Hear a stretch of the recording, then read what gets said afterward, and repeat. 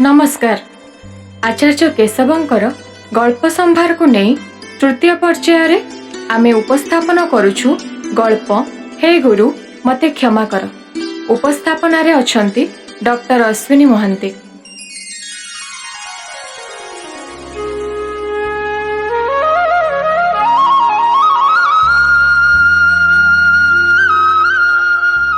जीवन एठी कहापाई केमिति सामयिक आनंद देउथिबा दर्शकर करताली भितरे मनीष निजर मिछ आत्मबढ़िमा अहंकार बुड़ी जाए। केबे केबे निज स्रष्टा को भी से भूली जाए।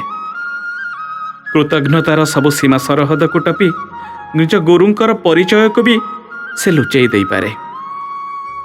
हेले समय भांगी दिए मनर दाम्भिकता, धोई दिए परस्त परस्त अहंकार आवरण को। ए जेमती गाँ मुंड हाट पड़िया बाउंश राणीर खेल चली थाए।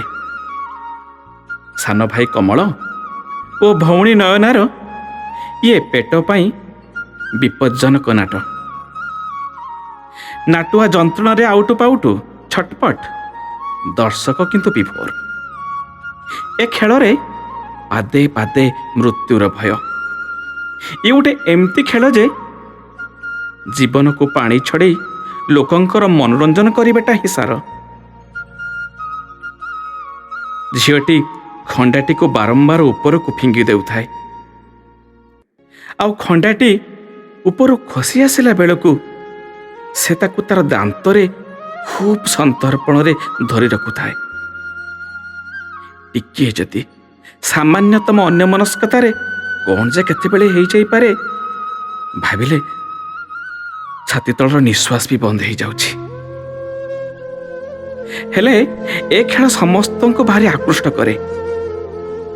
समस्ते आश्चर्य होती झीटी केमिति से खंडाटी को कामुड़ी धरुछि बोली। देखणा हारिए पचारती, अरे झियो तू कोटू शिखिलु ए विद्या? एते सुंदर भावरे भारसाम्य रक्षा करि पारुछु? किए शिखैछि तते ए विद्या, ए खेल? कहिलु मा, किए तोर गुरु? झीटी सबु शुणी निजर बहादुरी देखे कहे, ओह यह तो मो पे मते सहज कथा। एथिरे गुरु कौन करिवे जे? ए खेल तो मु सबुआडे देखाउछि। मु यहाँ को अभ्यास कर शिखिछि। ए पाए कौन से गुरु फुरंकर किछि आवश्यकता नहीं। नयना गाँवली झियो, से किंतु ठीक जानिछि ता गुरु हेउछि गोटे बग। बग माछ खाइबार से बहुत थर देखिछि। बग माछ धरे, धरी सारी ऊपर को फोपाड़ी दिए। आ करी थाए, माछटा जेमती चट किना आसी ता पाटी रे पड़े। केबे भी लक्ष्य भ्रष्ट हुए नहीं एथिरु। बगर माछ खाइबार ए कौशल ताकू आज एते बाट जाए नहीं आसछि। किंतु नयना केबे भी काहाकू ए रहस्यटा कहिनी। से धीरे धीरे प्रथमे काठीटीए तापरे बाड़ीटीए ऊपर को फोपाड़ी निज दांतरे कामुड़ी धरिबार अभ्यास करिछि। क्रमशः से बाड़ी बदल रे खंडाटीए ऊपर को फोपाड़ी दांतरे कामुड़ी धरिबार कौशल को भी से आयत्त करिछि। से दिन किंतु खेलु खेलु खंडाटी को खूब ऊपर को फिंगी देला। खंडाटी जेमिति बुली बुली चक्राकार तल को खसुची, से निजे भारसाम्य हराई बसिछि।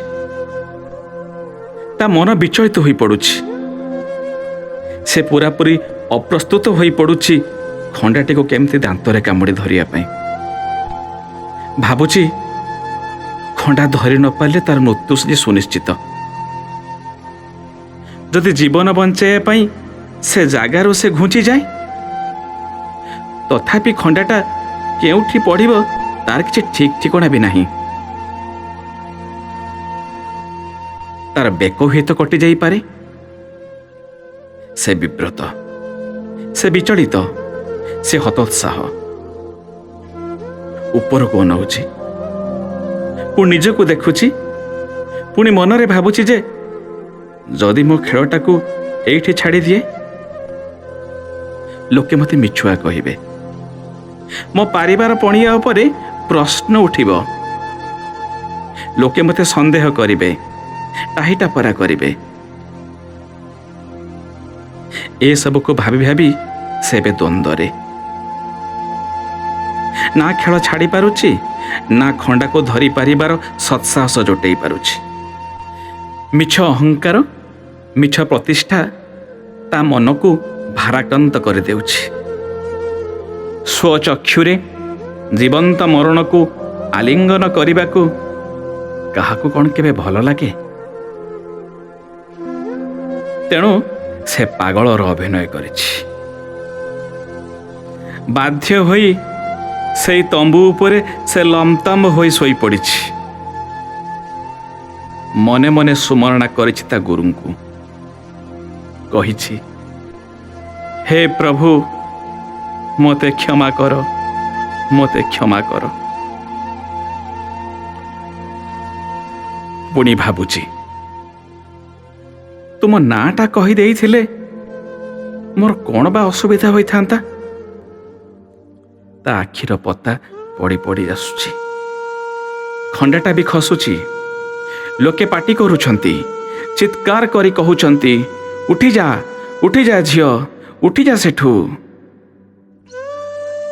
କମଳର କଅଁଳ ହାତରେ ବାଜାର ସ୍ୱର ବି ଧୀରେ ଧୀରେ କ୍ଷୀଣ ହୋଇ ଆସୁଛି। ଠିକ୍ ଏହି ସମୟରେ ପାଖ ଗଛରେ ବସିଥିବା ବଗଟିଏ ଉଡ଼ି ଆସି ଖଣ୍ଡାଟିକୁ ନିଜ ଥଣ୍ଟରେ ନେଇଯାଇ ଦୂରକୁ ଫିଙ୍ଗି ଦେଉଛି। ସମବେତ ଜନତା ସ୍ତବ୍ଧ, ଏକଲୟରେ ଚାହିଁ ରହିଛନ୍ତି ନୟନାକୁ। ଏକ ଅସମ୍ଭବ ନୀରବତା। ନୟନା ଉଠୁଛି, ଧୀରେ ଧୀରେ ପତା ଖୋଲୁଛି। ଆଖିର ଦୁଇ କୋଣରୁ ବହି ଆସୁଥିବା ଲୁହଧାର ପୋଛୁ ପୋଛୁ ସେ ତୁହାଇ ତୁହାଇ କାନ୍ଦି କାନ୍ଦି କହୁଛି, ସମସ୍ତେ ଶୁଣ, ସମସ୍ତେ ଶୁଣ, ଏଇ ବଗ ହିଁ ମୋ ଗୁରୁ। ମୁଁ ତାହାରି ଠାରୁ ଶିଖିଛି ଏ କଳା, ଏ କୌଶଳ, ଏ ଖେଳ। ଏଇ ବଗ ହିଁ ମୋର ଗୁରୁ। ସେ ବଗ ଆଜି ଠିକ୍ ସମୟରେ ଆସିନଥିଲେ ମୁଁ ଆଉ ନଥାନ୍ତି। ମୋ ଗୁରୁ ଆଜି ମୋ ରକ୍ଷାକର୍ତ୍ତା, ମୋ ଜୀବନଦାତା। ସେ ବଗ ହିଁ ମୋ ଈଶ୍ୱର। ହେ ଗୁରୁ, ହେ ଈଶ୍ୱର, ମୋତେ କ୍ଷମା କର, ମୋତେ କ୍ଷମା କର, ମୋତେ କ୍ଷମା କର।